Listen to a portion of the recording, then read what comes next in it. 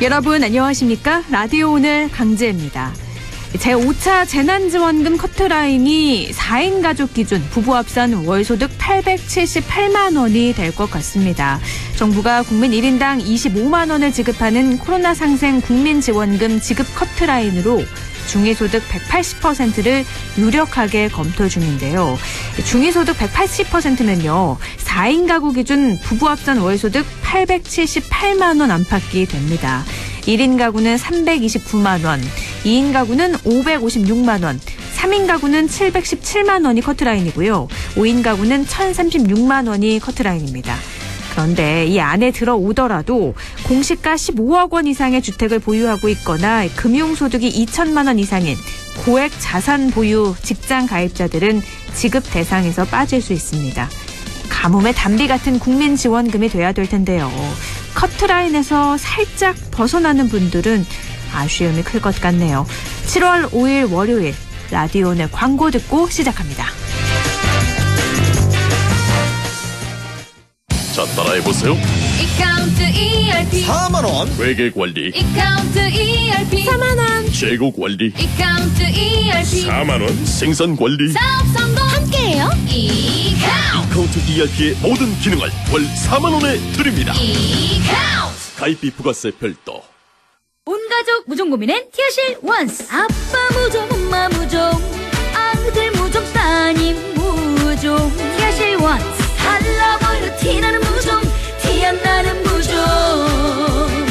무좀이 고민일 때 송가인이 추천하는 무좀약 달라버려 티어실 원스. 3일제약 야놀자 테크놀로지 Rent, bus, resort, camping. 야놀자 테크놀로지 Hotel, pension, dessert, cafe. 야놀자 테크놀로지 Resort, spa, food, fly. 야놀자 테크놀로지 여행의 모든 것 한 번에 쉽게 야놀자 테크놀로지 야놀자 테크놀로지. 7월 5일 월요일 라디오 오늘입니다. 1부는 건국대 경제학과 최백은 교수와 함께하죠. 경제 이슈 짚어보는 최백은의 이게 경제다 준비가 돼 있습니다. 2부 이슈 오늘에선 안동시의 시민공회 모디에 대해서 혹시 알고 계시나요? 잠시 후에 안동축제관광재단 임정혁 팀장 연결해서 이 시민공회 모디에 대해서 알아볼까 합니다. 라디오 오늘 생방송 놓치신 분들은요. 유튜브로도 다시 들으실 수 있습니다.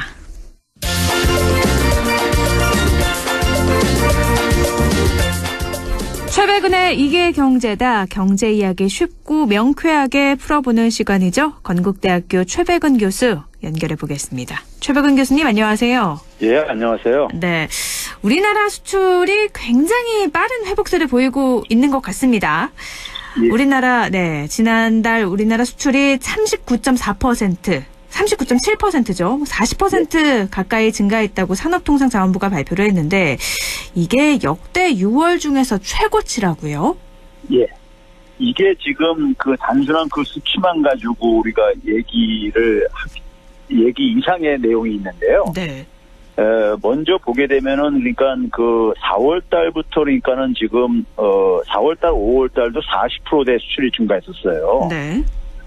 그런데 이제 6월 달에는 이제 반올림해서 40%잖아요. 네. 지금요. 그런데 4월 달, 5월 달은요. 지난해 4월 달, 5월 달이 수출이 큰 폭으로 하락했었습니다. 네. 기억들 하시겠지만 지난해 4월부터 3월 말부터 유럽에서 본격적으로 팬데믹이 막 확산되고 1차 대유행이 할 때였었어요. 네네.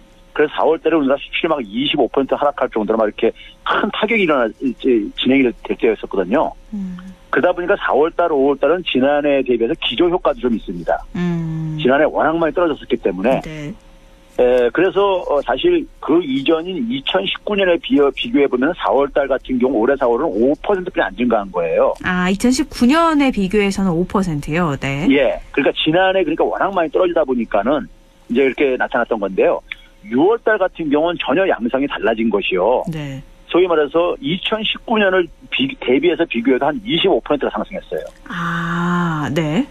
그러니까 완전히 코로나 상황을 벗어났을 뿐만 아니라 지금 새로운 이제 그러니까 기록을 쓰고 있는 건데요. 그러니까 이게 코로나로 인해서 이전 상황이 워낙 좋지 않아서 기저효과다. 그런데 이걸 훨씬 더 뛰어넘은 수치다. 이런 말씀이시네요. 그렇죠. 네. 이걸 국제적으로 비교하더라도 하나 이제 그 하나 차이가 나타나는데요. 우리가 소위 G7 소위 주요 국가들을 보게 되면요. 미국이라든가 독일 뭐 이런 애들을 되게 보게 되면 11% 한 15% 증가했는데 네. 우리는 한 19%로 우리가 훨씬 더 증가율이 높아요. 네. 지난 이 상반기 동안 보게 되면요. 네. 그러니까 우리가 이제 어쨌든 간에 지금 굉장히 주도를 하고 있는 거는 명백한 사실이고요.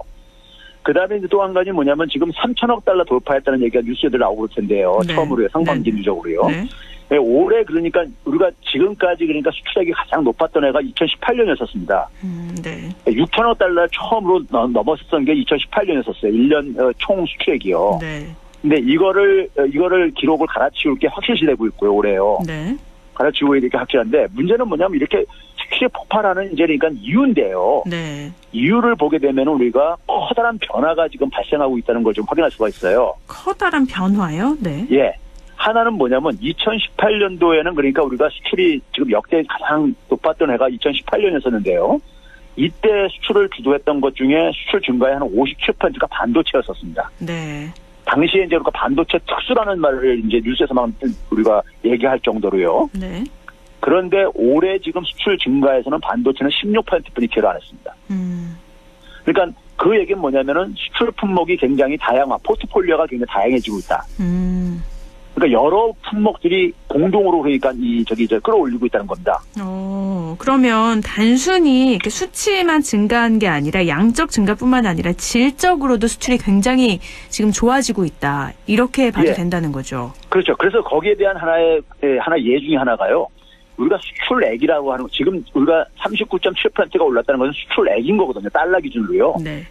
근데 수출액은 상품 하나의 가격 곱하기 물량인 거잖아요. 네. 그렇죠. 차량을 그러니까 우리가 뭐 한 대당 3만 달러씩 100대를 수출했다 하게 되면은 뭐 300만 달러를 우리가 벌어들이듯이요. 그렇죠. 네네. 그러면 이제 여기 수출액이 증가하는 것은 물량과 가격 측면으로 나눠서 우리가 이해를 할 수 있는데요. 네. 물량은 상반기에 2.3%나 오히려 감소했습니다. 그렇다고 보면은 가격이 올라간 거네요. 그렇죠. 우리나라가 굉장히 그러니까 뭐냐면 고부가 가치 상품 중심으로 수출 구조가 바뀌고 있는 거예요.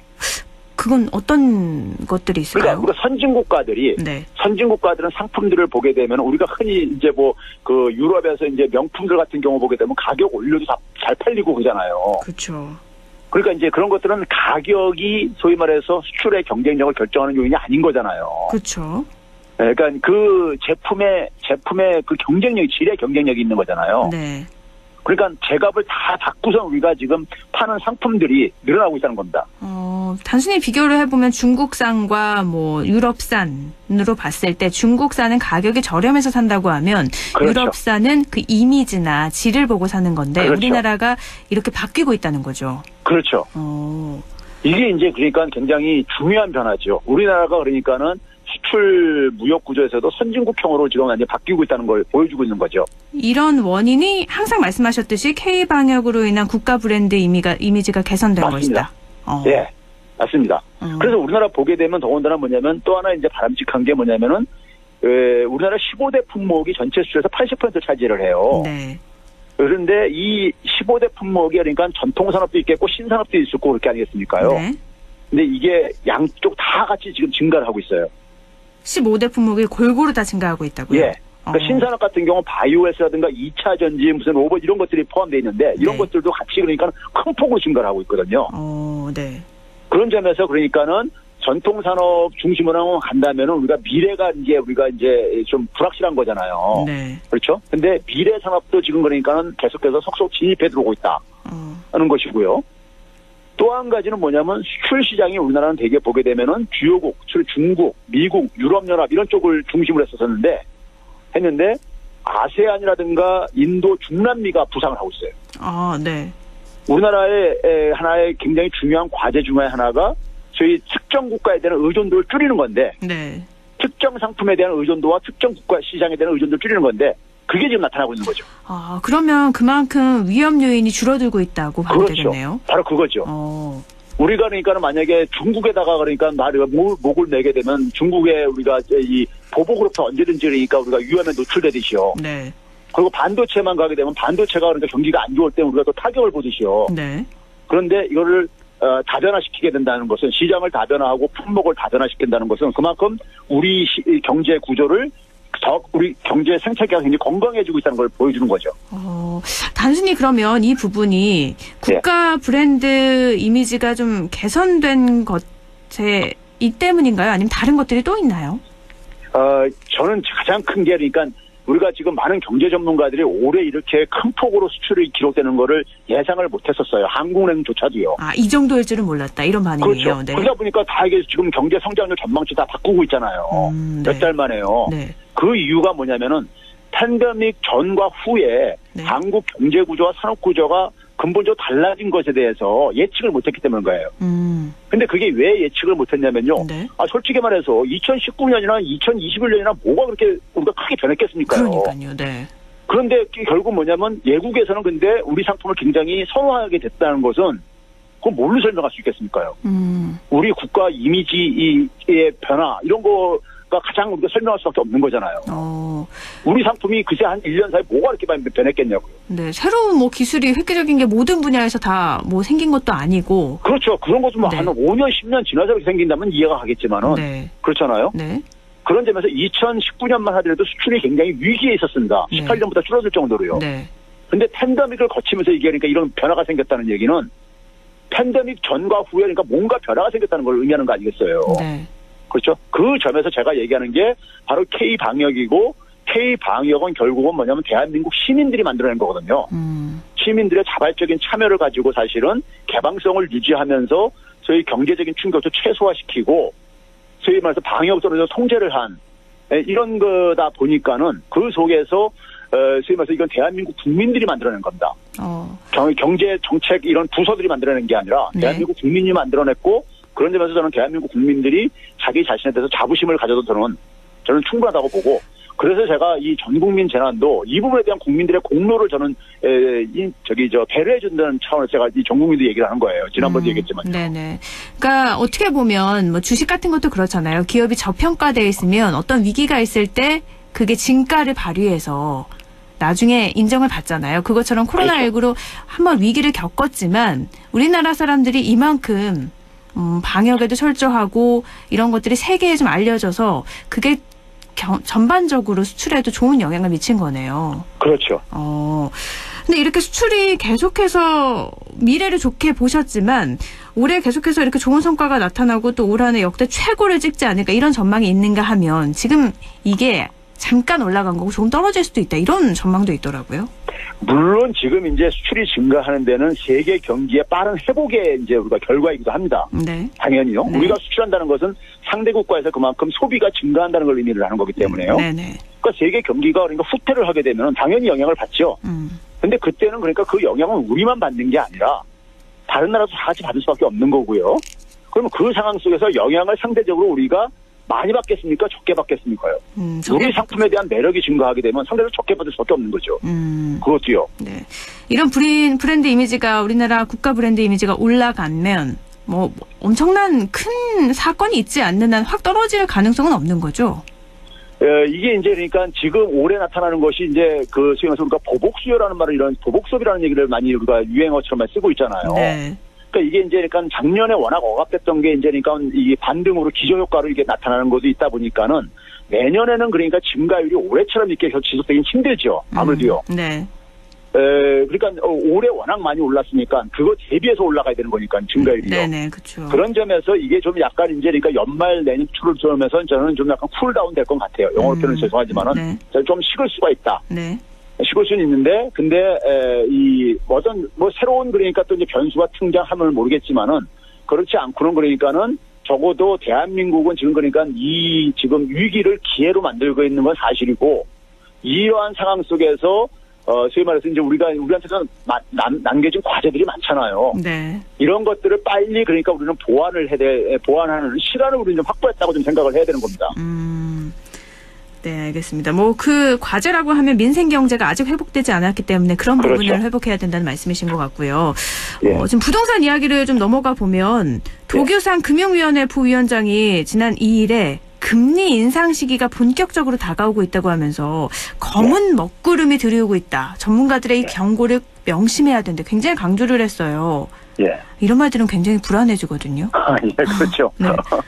그런데 사실 저는 그 부분에 대해서 약간 그 당국에 대해서 좀 이제 그 아쉬움이 있는 거는요. 네. 그동안에 사실 그러니까 이게 이제 왜 생긴 거냐면은 뭐 여러 가지 요인이 얘기했지만 가장 중요한 요인은 돈이 많이 풀린 거예요. 네. 돈이 많이 풀렸다는 얘기는 돈을 많이 풀릴 수 있는 환경을 금융당국과 통화당국이 제공을 해준 겁니다. 측면이 있는 거예요. 돈이 많이 풀었다는 건 뭐 대출도 많이 나오고 뭐 이랬단 말인 그렇죠. 거죠. 네. 그러니까 초저금리. 네. 지금 지금 역사상 가장 낮은 금리가 지금 진행되고 있잖아요. 여전히요. 네. 그렇죠? 작년 3월달 이후부터 계속 진행되고 있는데 그러니까 어떻게 보면 한국은행의 통화정책의 결과일 수도 있는 거고 네. 사실 우리가 그 이전에 그러니까 우리가 금리가 1%일 때도 그것도 여전히 저금리였었어요. 과거에 비하면요. 그렇죠. 그런데 팬데믹을 맞이하면서 더 낮춘 거 아닙니까요? 네. 그러니까 그 속에서 돈이 이제 엄청나게 풀리는 하나의 환경을 제공해 준 거죠. 정부 당국에서요. 어떻게 보면 통화 당국에서요. 네. 그러면 이제 이게 이제 그러니까 경기가 회복돼지면서 그러니까 지금 이제 금리 인상을 얘기하는 것은 이게 지금 아직 경기가 충분히 다 회복은 안 됐지만은 신용 팽창으로 인해 가지고 자산 시장, 부동산 시장을 중심으로 해 가지고 심지어 주식 시장 같은 경우 너무 과열돼 있다. 너무 올라가 있다 이거죠. 네. 너무 올라가 있기 때문에 이게 그러니까는 금리가 올라가게 되면 그만큼 비용이 증가하는 거기 때문에 주택 구입 비용이라든가 이런 게 증가하고 이자 비용도 증가하고 그렇기 때문에 그러면 수요에 그러니까 좀 찬물을 끼얹을 수가 있는 것이고요. 네. 그러면 가격 조정이 생길 수밖에 없다는 하나의 교과서적인 하나의 뭐 진단인 것인데요. 네. 근데 저는 이제 좀 냉정하게 이렇게 좀 얘기를 하고 싶어요. 냉정하게 얘기하고 싶은 건 뭐냐면은 지금 우리가 소위 말해서 이 주택 시장에 적용되는 금리라는 것은 사실 그러니까 우리가 단기 금리 같은 경우도 있지만은 장기 금리도 그러니까는 우리가 소위 말해서 고정금리 같은 경우는 장기 금리도 많이 영향을 미쳐요. 네. 그러면 장기 금리를 보게 되면은 지난해부터 올 초까지 계속 이렇게 상승하던 것이 미국에 그러니까는 대개 우리가 장기 금리는 국제 채권 시장에서 결정됩니다. 네. 채권 시장에서 결정되는데 그 미국 국제 채권 시장의 바로미터가 뭐냐면은 미국의 국채물 만기 10년짜리 이 채권 수익률이에요. 네. 근데 이게 지난 그러니까 한 2, 3월부터 이게 떨어지고 있어요. 네. 떨어지고 있다는 얘기는 뭐냐면 장기적으로 그러니까는 금리가 올라갈 가능성을 굉장히 어둡게 보고 있는 겁니다. 경기가 그러니까 이게 그러니까는 계속해서 이렇게 호조가 지속되기 어렵고 그리고 경기가 이렇게 빠르게 회복되기 쉽지 않을 거다 이렇게 보는 것이고 그래서 연준에서도 금리 인상에 대해서 굉장히 신중한 지금 이렇게 스탠스를 취하는 이유가 바로 거기에 있고요. 네. 그럼에도 불구하고 우리나라가 이제 단기 금리는 우리나라가 미국과 달리 그러니까는 지금 이렇게 상승세를 보여주고 있어요. 네. 왜냐하면 금리 인상에 대한 신호를 보냈기 때문에 그게 반영이 되는 거죠. 네. 단기 금리는 이제 정책 금리가 영향을 미칩니다. 그러면은 제가 볼 때는 그러니까 이제 근데 그럼에도 불구하고 금리를 인상을 한국은행이 얼마나 할 거냐 볼 때는요. 되게 올리거나 내릴 때 보게 되면 0.25%씩 조정하잖아요. 네. 근데 그거를 두 번 올리더라도요. 지금 0.5에서 1%가 되는 겁니다. 네. 네? 그러면 두 차례나 올리는 것이 적어도 향후 1년 동안에 저는 많아야 한 2차례 정도일 거라고 저는 보는데요. 네. 그러면 두 차례 올려서 0.5%면 1억 원을 대출한 사람이 네. 금리 부담을 얼마겠습니까? 0.5%면요? 네. 네? 500만 원. 50만 원. 아, 50만 원. 네. 1년에 50만 원인 겁니다. 네. 그렇죠? 50만 원이라면 한 달에 그러니까 우리가 소위 보게 되면 4만 원 꼴인 겁니다. 1억 원에 대해서요. 네. 그렇죠? 이자 비용이요. 네. 그러면 그게 어느 정도 충격을 미치겠는가 생각을 해보면요. 집값에서 그러니까 물론 이제 그거를 이제 그러니까는 사람마다 틀리겠지만 계층마다 다르겠지만은 그 정도 올려가지고 그렇게 큰 부담을 주겠는가? 네? 이걸 좀 생각을 해보셔야 되는 거예요. 일반적으로 네. 그런 측면이 냉정하게 생각할 때 그런 측면이 하나가 있고요. 네. 그랬을 때 보게 되면은 저는 금리 인상을 가지고 금리가 그러니까는 그게 빠르게 인상을 시키기 어렵기 때문에 우리만 올릴 수 없는 거거든요. 미국의 연합도 올려야지 같이 올리고 우리만 혼자서 계속 올릴 수 없어요. 그러면 달러가 계속 우리나라 들어와가지고 환율에 영향을 미치기 때문에요. 네. 그렇기 때문에 올리는 속도는 미국이 연준이 그러니까 지금까지로 볼 때는 23년 이전까지 안 올리겠다는 지금 아직까지 공식적인 입장은 그렇게 돼 있기 때문에 네. 돼 있기 때문에 금리 인상 속도가 시장에서 우리가 흔히 얘기하는 것처럼 빠르지기는 당분간 어렵다. 그러면 그 속에서 제가 이제 보는 또 하나 변수는 뭐냐면은 어떤 세계 국제 시장의 어떤 금융적인 충격이요. 네. 그러니까 뭐 예를 들면 이제 그러니까 우리가 무슨 뭐 진짜 델타 변이 바이러스가 요즘 유행하는데 뭐 새로운 바이러스가 해가지고 충격적이었던 간에 이런 방역이 어떤 하나의 이런 충격이 나타난다든가 네. 아니면은 그러니까 어떤 개도국에서 그러니까 우리가 금융위기가 발생을 해가지고 그래서 안전자산으로 그러니까 막 이렇게 집중 달러 자산으로 네. 해가지고 환율에 영향을 미치고 그 환율에 영향을 미치는 것이 외국 투자자들, 해외 투자자들이 그러니까 자금이 그러니까 빠져나가는 이런 어떤 하나의 요인이 추가로 발생하기 전에는요. 네. 이런 것들이 같이 그러니까 금리 인상하고 같이 발생했을 때는 하나의 충격으로 좀 나타날 수가 있습니다. 그런데 그런 것들이 그러니까 동시에 나타나지 않는 이상에는 네. 단기적으로는 그렇게 제가 볼 때는 우리나라 지금 뭐냐면 그 가계부채도 굉장히 높고 부동산 가격도 굉장히 많이 올랐고요. 그건 사실입니다. 팩트입니다. 그렇죠. 근데 이건 뭐 우리나라만이 아니라 우리나라는 가계부채가 심각한 거는 사실이지만은 부동산 가격이 오른 건 전 세계적인 현상이고요. 네. 그랬을 때 이거를 그러니까 여기에 찬물을 끼얹을 정도로 빠르게 금리 인상을 할 수 있는 그런 용기를 가진다는 전 별로 없다고 보고요. 아, 네. 네? 이 충격을 우리가 감당하기가 지금 준비가 안 돼 있기 때문에요. 네. 그랬을 때 단기적으로 적어도 올해 안에 그러니까 커다란 그러니까 부동산에 저는 충격이 나타나기는 이렇게 쉽지 않다고 보고요. 근데 이제 그럼에도 불구하고 너무 올랐기 때문에 사람들의 이제 심리가 꺾일 때 결국은 이제 그러니까 수요에 대한 심리가 꺾이게 되면은 그러니까 이게 그러니까는 부동산 시장에 부정적인 충격을 미칠 수 있습니다. 마냥 계속 올라갈 수는 없는 거기 때문에요. 네. 그랬을 때 이제 그것이 근데 우리가 지금 봤을 때 단기적으로 그러한 것이 지금 그러니까는 뭐 확인될 만한 그런 이제 근거를 얘기하지 않고 무조건 되고 저는 부정적으로 얘기하는 것은 그냥 또 다른 하나의 이제 이것은 뭐 루머가 될 수밖에 없는 것이고요. 그래서 저는 냉정하게 좀 생각해 볼 때 적어도 그러니까 몇 개월 내에 그러니까 부동산 시장이 붕괴할 정도의 이러한 상황이 일어날 수 있는 지금 조건은 아니다. 이렇게 보고 있는 겁니다. 지금 말씀을 굉장히 잘해 주셨는데 왜 검은 먹구름 들이우고 있다. 이 말이 무섭냐면 부동산 가격이 말씀하신 것처럼 많이 올랐잖아요. 그게 그렇죠. 사실인데 금리가 인상하면 수요도 뭐 줄어들 거고 그러면 그돈 부동산 가격이 갑자기 급락할 수 있다. 그러면 뭐 2011년 하우스 푸어 깡통 전세 이런 이슈가 다시 등장을 해서 경제 전반에 엄청난 영향을 미칠 게 아닐까 이런 걱정 때문인 건데 당분간에 뭐 단기 금리가 인상이 된다고 하더라도 올해 안에 뭐 한두 차례 인상이 되더라도 그 정도까지의 영향은 미치지 않을 것이다 이런 말씀이신 거네요. 저는 오히려 그러한 경고가 나오는 배경 중에 하나가요. 네. 지금 최근에 지금 여당에서 지금 이제 일종의 그러니까 종부세 조정이 있었잖아요. 그랬죠. 그러니까 이게 소위 말해서 이제 부자 감세 이렇게 이제 일부에서 표현도 하고 그러잖아요. 네. 그러면서 이제 뭐냐면 최근에 우리가 최근 지금 6개월 동안에 지난해 1년치 상승보다 더 많이 올랐다는 이런 지금 뉴스도 나오고 있잖아요. 네. 그러니까 여기에 대해서 그러니까는 지금 이 부동산 시장이 지금 이렇게 계속해서 과열이 진정이 안 되는 거에 대해서 좀 이제 이걸 시키기 위한 하나의 이런 의도도 저는 일부가 있지 않은가. 그러니까 경제는 심리라고 하잖아요. 네네. 그러니까 사람들이 그러니까 적어도 당국이라는 건 어쨌든 간에 정책 당국은 신뢰할 수밖에 없는 거잖아요. 일반 우리가 국민들이 봤을 때는요. 네네. 그러면 이분들이 이렇게 얘기할 때 그런 아무래도 사람들이 위축이 될 수밖에 없잖아요. 그렇죠. 그렇죠. 그런 거를 좀 이제 약간 기대하는 게 아닌가. 아. 그런데 저는 만약에 그것이 부작용도 있는 게 그것이 만약에 우리가 그대로 나타나지 않고 만약에 현실은 그러니까 계속해서 만약에 상승세가 지속된다고 한다면은 정부에 대한 불신감이 더 커져가지고 그 다음부터는 그러니까는 정부의 정책에 대한 신뢰성은 더 그러니까 그될 수가 있죠.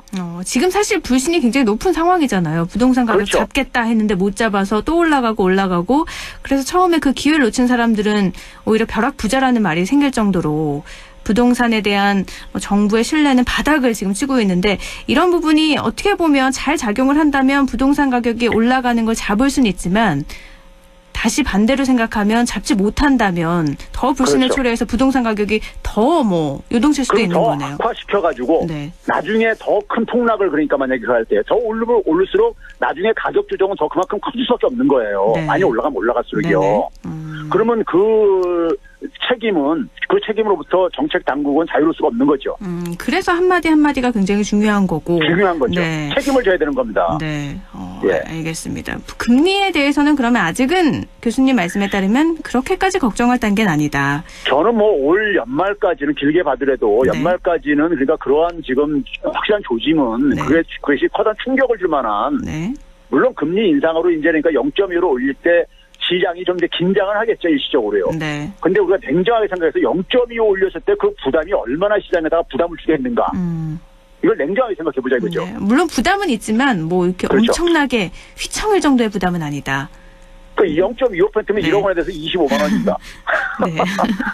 1억 원만 빌린 게 아니실 수도 있어서. 아, 물론 그렇죠. 그러니까 네. 2억 원이면 이제 50만 원인 거고요. 네네. 알겠습니다. 다음 주제로 좀 넘어가 보면 웅쿠타드 UN 무역개발회의에서 지난 금요일에 우리나라 지위를 개발도상국에서 선진국으로 변경을 했어요. 예. 이게 뭐 1964년 이래 개도국에서 선진국으로 그룹이 이렇게 지위가 변경된 건 한국이 처음이라고 하는데, 근데 일단 궁금한 건 이 웅쿠타드가 뭐 하는 곳인가요? 이 웅쿠타트는 그러니까 유엔 산하의 기구입니다. 네. 유엔 산하의 이제 소위 말해서 우리말로는 그러니까 이제 그 유엔 이제 무역개발회의라고 이거를 얘기를 하고 그러는데요. 네. 그런데 이제 이 유엔 산하의 합법적인 그러니까 하나의 제도인 거예요. 네. 제도인데 우리가 유엔이라는 것이 전 세계 국가들이 다 대부분이 회원 국가인데잖아요. 네네. 유일하게요. 그렇죠. 근데 이 유엔에는 그러니까 과거 기준으로 하게 되면 소련 같은 사회주의권도 있고 미국을 중심으로 한 자유주의 국가들도 여기 같이 다 모여 있는 데란 말이에요. 네. 그렇죠? 근데 여기에서 기본적으로 이 소위 말해서 저희 가난한 나라들 개도국이라고 우리가 흔히 지칭하는 네. 개도국들이 대부분을 차지하고 있거든요, 사실은요. 네. 여기 이제 그러니까 회원 국가가 195개 국가인데 네. 여기 그러니까 대부분은 사실 그러니까 개도 국가들, 빈곤한 국가들이 대부분을 구성하고 있는데 거기 우리나라도 포함이 됐었고요. 네. 그렇죠. 네. 그런데 이제 이 유엔이라는 것이 기본적으로 경제적인 측면에서 보게 되면은 세계 질서는 미국이 주도를 하는 거란 말이에요. 네. 무역이든 국제 통화 시스템이든 간에요. 네. 그런데 이 선진국가 중심으로 운영하는 경제 질서가 개도국들의 목적은 뭐겠습니까? 빨리 빈곤에서 탈피를 해가지고 경제적으로 그러니까 자립하고 발전하는 게 목표일 게 아니겠어요? 그렇죠. 여기에 도움이 안 된다. 그러니까 실질적인 도움을 안 준다 이거예요. 네. 그래서 이게 이제 만든 게 이걸 만든 게 그러니까 우리가 과거에 보게 되면 60년대 비동맹회의라는 게 이제 만들어집니다. 그러니까 소련에도 안 속하고 미국 진영에도 안 속하는 이런 나라들이 중심이 돼가지고 그래서 여기서 그러니까 요청을 해가지고 유엔에 대해서 네. 우리 이 개도국들의 입장을 그러니까는 좀 반영해주는 그러니까 제도를 좀 만들어달라 해가지고 만들어진 게 이 웅쿠타트예요. 그러니까 대부분을 차지하고 있는 개도국들이 모여서 본인들의 어떻게 보면 발전을 위해서 만들어진 거네요. 예, 그렇죠. 그래서 이제 그러니까는 자기들의 이제 목소리를 그러니까 모아가지고 한 목소리를 내가지고 이걸 반영을 시킨 거예요. 네. 여기에 이제 대한민국이 그러니까 개도국에 이제 우리도 이제 참여를 했던 거예요, 그동안에요. 네. 그런데 일반 이제 보도에 지금 이제 이게 좀 빠진 게 뭐냐면요. 7월 2일 날 이제 그러니까는 여기 68자 무역개발 이사의 마지막 날에 이제 그러니까 우리를 이제 선진국 지위 변경으로 하는 걸 승인을 해줬는데. 네, 만장일치로 변경이 가결됐다. 네. 그렇죠. 해줬는데 네. 문제는 뭐냐면은 이거를 우리나라가 6월 22일 날 요청을 한 거예요. 먼저 요청을 한 거군요. 네. 그렇죠. 우리가 기본적으로 OECD 국가 중에서 6번째로 개도국에다가 원조를 많이 하는 나라입니다. 네. 지금 현재요. 그러니까요. 그리고 우리는 무역을 가지고 성장한 나라이고요. 대표적으로요. 네. 그러니까 우리나라가 기본적으로 그런 점에서 웅쿠타트 취지에 네. 웅쿠타트의 기준에서 볼 때 선진국이라는 게 주로 이제 원조를 많이 해주는 개도국에 대해서 네. 이렇게 규정되어 있는데 우리나라의 성격이 바로 이 선진국의 성격에 딱 맞는 게 아니냐. 이걸 얘기를 했는데 개도국들이 여기에 대해서 굉장히 적극적으로 이걸 지지를 해준 이유가 있습니다. 왜죠? 개도국들이 이번에 하면서 뭐냐면은 그동안에 개도국들이 계속해서 자기들의 그러니까는 그 경제 발전을 경제 자립이라든가 이런 걸 추구했는데 선진국들이 자국 이익을 추구하면서 잘 협조가 안 됐던 거예요. 네. 선진국들한테 좀 이 개도국들은 요구했던 게 뭐냐면 물고기를 주지 말고 물고기 잡는 법을 가르쳐달라. 단순히 뭐 물건이나 돈을 주는 게 아니라 그렇게 돈을 벌 수 있는 방법을 좀 알려달라고 했는데 그렇죠. 그거를 공유하지 않았던 몇 푼 하고 이런 걸로 그래가지고 해결이 안 되니까는 네. 우리의 생산 능력을 그러니까 기본적으로 바꿀 수 있도록 해달라고 이렇게 했었거든요. 네. 근데 이제 그게 제대로 안 된 거예요. 기술 이전 이런 것들이요. 네. 그런데 이번에 이제 그러니까 우리가 소위 말해서 한미 정상회담이라든가 G7 초청받아서 그랬던 게 뭐냐면 지금 한국이 지금 선진국가들로부터도 그러니까 필요한 국가로 이렇게 우리가 부상을 했듯이요. 네. 부상을 했는데 팬데믹을 계기로 해가지고 국제사회의 서로 협력과 그러니까 연대가 굉장히 중요시되고 있는데 이 유엔에서는 그러니까 선진국과 개도국이 여전히 그러니까 수직적인 관계인 거예요. 네. 선진국이 잘 협조를 안 해준 거죠. 개도국의 그런 저거를 요청을요. 네. 근데 한국이 팬데믹 상황 속에서 그런 국제적인 협력을 굉장히 강조하고 연대를 강조하면서 지금 방역 같은 경우에 대표적인 예지요. 백신을 그러니까 전 세계 같이 공동으로 그러니까 이것을 다 지원을 하고 다 이렇게 하자는 이런 것들을 제안하고 있었으니까요. 네. 그럼 그런 상황 속에서 한국에 대한 이미지가 한국이 미래가 선진국으로 들어가가지고 그러면은 그런 선진국들의 이 소위 말 조정자 역할을 네. 해줄 수 있지 않겠는가? 아. 이거를 기대하는 거예요. 그러니까 개도국에서 선진국으로 바뀌는 게 한국이니까 그 다리 역할을 좀 해달라 이렇게. 그렇죠. 한국이 네. 그 역할에 딱 저기 적합한 국가이고 네. 실질적인 자격도 갖추고 있고 그런 점에서 이번에 그한 것은 개도국들이 적극적으로 이거를 그러니까 사실은 원했던 거예요. 그럼 국제사회에서 우리나라의 역할이나 위상 뭐 이런 것들도 확 달라지겠네요. 지금 이게 근본적으로 변화하고 있는 거라니까요. 그리고 네. 한미 정상회담에서 한미 관계가 파트너십 관계로 이렇게 변한 것도 네. 미국이 우리한테 필요로 하는 게 있기 때문에 그렇게 된 거거든요. 국가 간의 관계가요. 네. G7에서도 마찬가지고요. 네. 그러면 그 상황 속에서 21세기에 지금 팬데믹을 경험하면서 국가들 간의 협력과 연대가 굉장히 지금 강조가 되고 있는데 그걸 계속 우리가 예측했던 것이 지난해 K방역하면서 문재인 대통령이 모두의 자유라는 이런 것을 제시한 것도 네. 방역이라는 것은 모두가 자유롭게 지내는 누구도 그러니까 자유를 확보할 수 없는 게 우리가 방역이잖아요. 네. 그렇죠. 근데 그 목소리를 계속 낸 결과로 그리고 실질적으로 국제사회만 지원도 했고요. 네. 그러다 보니까 이 속에서 이 팬데믹 상황에서 모든 나라들이 자국의 입장만 지금 그러니까 발등에 떨어진 불을 이렇게 가고 있는데 네. 한국만 그러니까는 협력이 필요하다 연대를 하고 막 이렇게 가니까는 거기에 대해서 그러니까는 개도국들에서 그러니까는 많은 기대를 하고 있는 거예요. 참 그 역할. 살면서 엄청난 변화가 지금 생기고 있는 네, 겁니다. 우리나라의 변화를 몸소 느끼고 있는 지금 우리 살아나오는 시대에 모든 사람들이 느끼고 있는 거잖아요.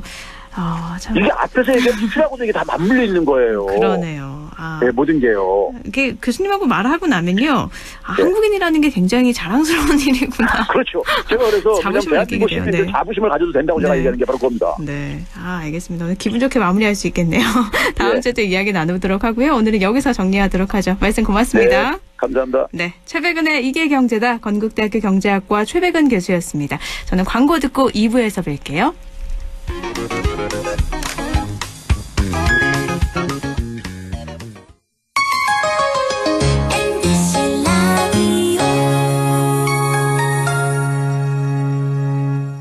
할인점보다 더 실속 있고 편의점보다 더 편리하게 살 수 있는 곳, 시장보다 더 정이 넘치고 백화점보다 더 품격 있는 곳, 이런 곳이 없을까요? 네, 우리 동네 우리 할인점 홈마트가 있습니다.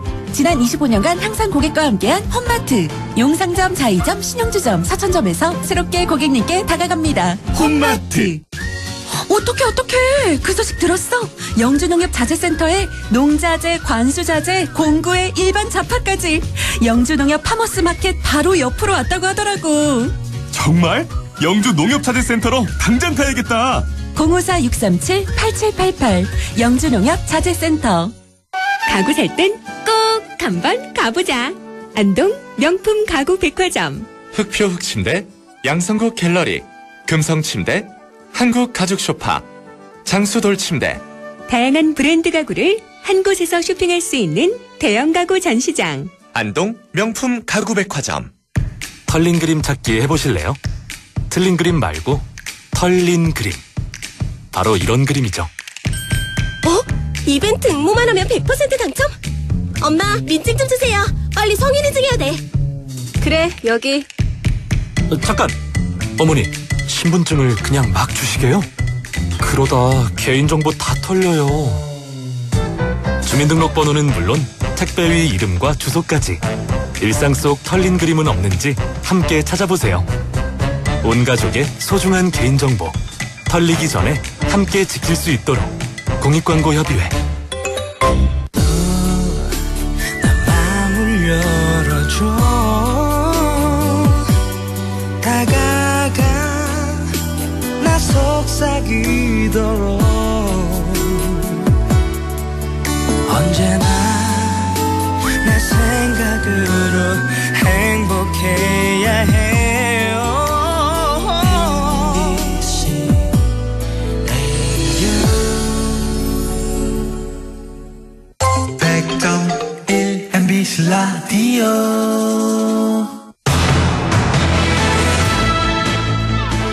라디오 오늘 2부 순서 이슈 오늘입니다. 안동시의 시민공회 모디라고 혹시 들어보셨나요? 시민들 스스로 시의 문제를 함께 고민하는 시민공론의 장인데요. 이게 뭔지 자세히 알아보겠습니다. 안동축제관광재단 문화도시센터 임정혁 팀장 연결해보죠. 임정혁 팀장님 안녕하세요. 예, 안녕하십니까. 네. 예. 안동이 법정 문화도시를 준비하면서 시민공회를 만들었다고 하는데 이 한 문장에 모르는 게 너무 많아요. 하나하나 좀 여쭤볼게요. 예. 법정 문화도시는 뭐고 시민공회, 모디는 또 뭔가요? 예. 최근 문화도시 사업이 전국적으로 뜨겁게 진행 중에 있는데요. 네. 안동도 2019년부터 본격적으로 문화도시 사업을 준비하고 있습니다.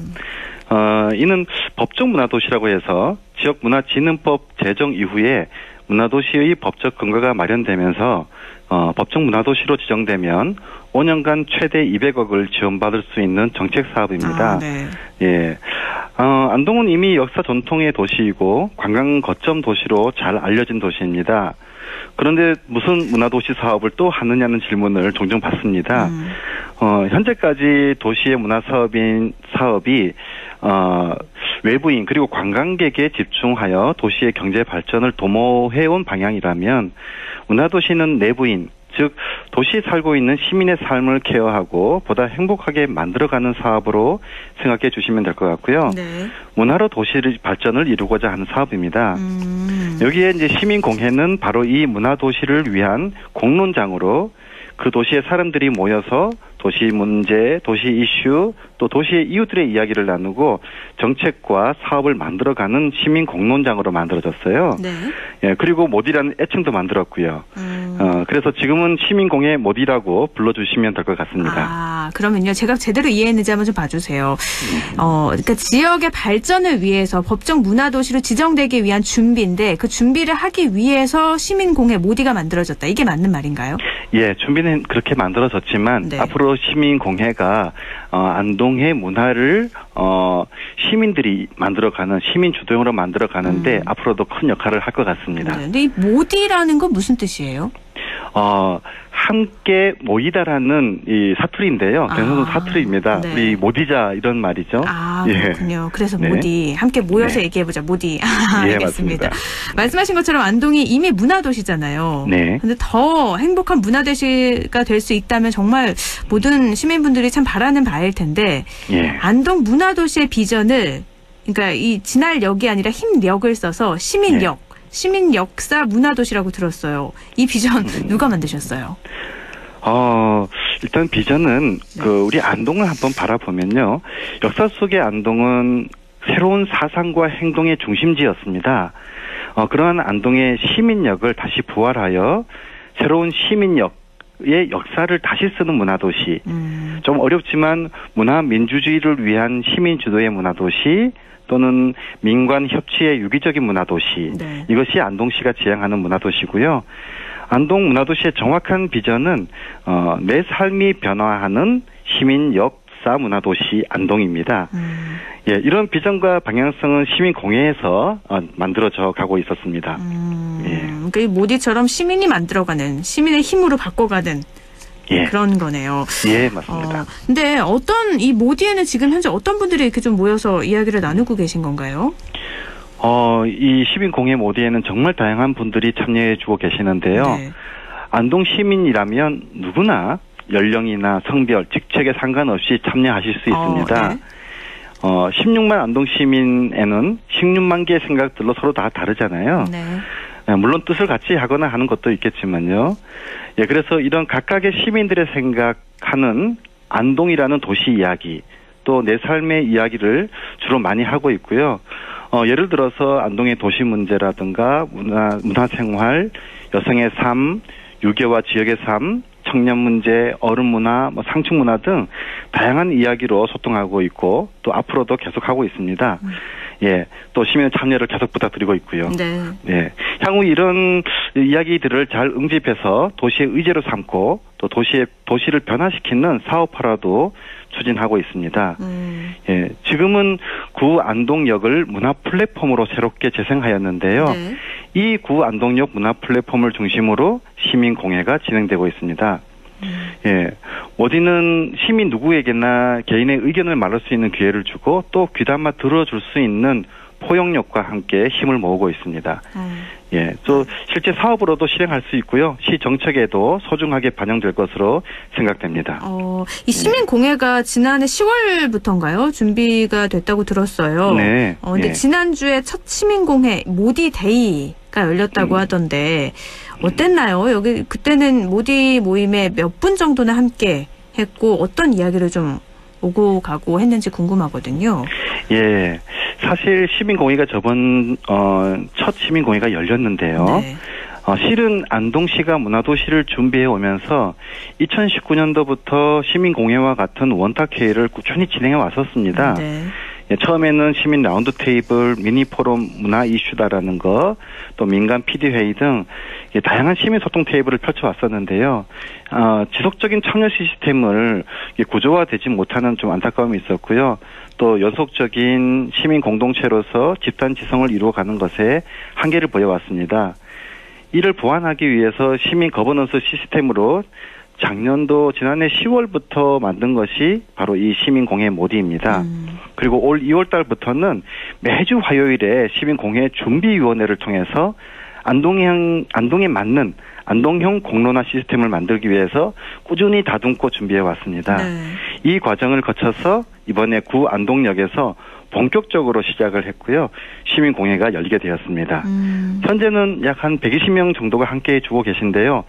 거의 매일 점점 확산되고 있습니다. 그러니까 시 발전을 위해서 나도 이런 의견을 좀 더 내고 싶다. 이런 아이디어가 있다. 그러면 누구나 다 안동 시민이라면 시민공회 모디에 참여할 수 있는 거잖아요. 네, 그렇습니다. 그러면 이렇게 모디를 통해서 모아진 의견들이 정책에 반영이 되려면 지자체, 시에 좀 제안이 돼야 될 텐데 시에 이렇게 제안도 자유롭게 되는 거고 실제로 성과도 좀 있고 했나요? 예. 가장 큰 성과라면 바로 이 구 안동역을 문화 플랫폼으로 리모델링하고 재생한 사업이라고 이야기할 수 있겠는데요. 네. 지난해 한 1년간 걸쳐서 구 안동역에 대하여 정말 많은 이야기를 나누었고요. 안동역이 어떻게 변화되었으면 좋겠나라는 질문을 다양한 의견들을 모아서 실행 가능한 공간과 사업을 준비했습니다. 네. 그리고 그동안에 안동 역사 건물에 대한 다양한 이야기가 있었기에 정말 쉽지 않은 결정이었겠습니다만 이러한 시민들의 제안들을 안동시장님을 비롯한 행정과 안동시의회에서도 허락해 주시고 또 지금 잘 추진되도록 지원해 주고 있습니다. 사실 어떻게 보면 시에서는 시민들이 이렇게 의견을 모아서 제안을 해주면 참 고마운 것 같아요. 그렇죠. 정책을 하는 데 있어서도 큰 도움이 될 것 같은데 예. 또 얼마 전에 이 소소한 시민공회라고 해서 안동 시민이면 누구나 모임을 만들어서 모디를 신청하고 또 지원비, 모임 장소 지원받을 수 있다. 이런 게 있다고 하던데 이것도 시민공회 중에 하나인 건가요? 예, 그렇습니다. 예. 앞서 이야기한 것처럼 시민공회 모디는 시민 누구나 자유롭게 도시를 이야기하고 도시 문제와 이슈를 풀어가는 시민공론장입니다. 그러다 보니까 시간과 일정이 안 되어서 또는 코로나로 인해서 또 좀 수주비임이 많아서 또 모디데이에 참석하지 못하는 좀 샤이들 같은 분도 계시잖아요. 이런 분들도 자유롭게 의견을 나누고 또 공유할 수 있도록 한 것이 바로 소소한 시민공회이고요. 스스로 시간과 장소를 정해서 식당, 카페 같은 곳에서 3-4명 이상이 모여 도시 이야기를 하고요. 또 그 이야기를 정리해서 회의록으로 보내주시는 것인데요. 신청서와 함께 회의록을 보내주시면 회의비도 지원해드립니다. 이렇게 해서 시민공회 구 안동역 문화 플랫폼에서만이 아닌 온라인, 오프라인 등 소소한 시민공회와 또 마을로 찾아가는 마을공회, 또 도시 이슈나 주제를 가지고 하는 주제공회 등 다양한 형태의 시민공회를 진행하고 있습니다. 이렇게 모르는 사람과 함께 시의 발전을 위해서 함께 모여서 얘기를 하고 회의록을 제출하면 회의비도 지원이 된다고요? 예, 그렇습니다. 이건 그럼 어떻게 신청을 할 수 있나요? 저희 문화도시 플랫폼 홈페이지에 보시면요. 홈페이지 이름이 문화도시 플랫폼입니다. 예, 안동 문화도시 플랫폼 홈페이지에 오면 그 소소한 시민공회 신청이 바로 팝업으로 뜰 것 같습니다. 예. 뭐 친구들끼리 모여서 얘기한 걸 회의록으로 작성해서 내거나 이렇게 해도 되는 건가요? 예, 신청서에 정확한 어떤 주제를 할 것인가, 또 몇 명이 누구가 할 것인가, 그 부분을 신청해 주시면 저희가 신청을 허가를 받고 바로 이제 회의를 진행해 주시고요. 그리고 신청 회의록을 보내주시면 제가 회의비를 지급해 드리는 방식입니다. 회의비는 얼마나 지급이 되나요? 한 1인 2만 원 정도로 생각하시면 될 것 같고요. 네. 3인이면 6만 원, 4인이면 8만 원. 5인 이상이면 최대 10만 원까지 지급해드리고 있습니다. 아니, 근데 굉장히 많이 지원을 해주네요. 예. 그러니까 지금 많이 신청하고 있고요. 네. 물론 예산 소진 시까지이기 때문에 네. 이제 얼마 남지 않은 것 같아요. 예. 그렇군요. 워낙에 예. 그럼 지원하는 분들이 많이 계셔서. 예. 청취자분들도 이게 뭐지 하면서 좀 알아보는 분들도 많이 계실 것 같은데. 예. 그러면 모디는 언제 신청을 하고 어떻게 하는 거고 언제 하고 이런 것들을 좀 한번 정리를 마지막으로 딱 해주시면 좋을 것 같아요. 예. 지금 저희가 하고 있는 시민공회 모디데이는 매월 마지막 주 화요일 저녁 7시에 구 안동역 모디 684라고 하고 있고요. 모디 684에서 진행합니다. 네.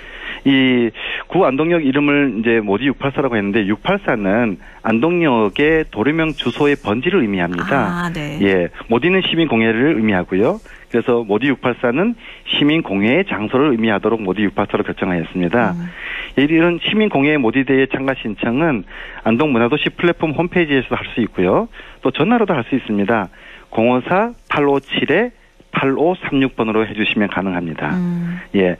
또 모디데이 당일날 현장에 오셔도 되지만 사실 지금은 코로나 확산 방지를 위해서 한정 인원으로 진행하기 때문에 혹시 입장이 제한될 수도 있습니다. 그래서 온라인으로 먼저 참여를 신청해 주시면 좋을 것 같고요. 시민공회 모디는 안동 시민이라면 정말 누구든지 참여를 가능합니다. 네. 그래서 정말 많은 분들이 참여하기를 기대하고 있습니다. 네, 이렇게 매월 마지막 주 화요일에 저녁 7시에 구 안동역 모디 684의 모디데이에 가서 참여할 수도 있는 거고 또 친구들끼리 모여서 신청을 해서 또 이렇게 회의록을 제출하면 지원도 받을 수 있는 거고. 소소한 시민공회는 그렇게 진행하면 됩니다. 방법이 참 여러 가지니까 함께 이렇게 청취자분들도 알아보고 시의 발전, 내가 사는 곳에 대한 발전을 위한 일이니까 함께 동참해 주시면 좋을 것 같아요. 예, 맞습니다. 네, 오늘 말씀 여기까지 하면 좋을 것 같네요. 말씀 고맙습니다. 네, 감사합니다. 네, 안동축제관광재단 임정혁 팀장이었습니다.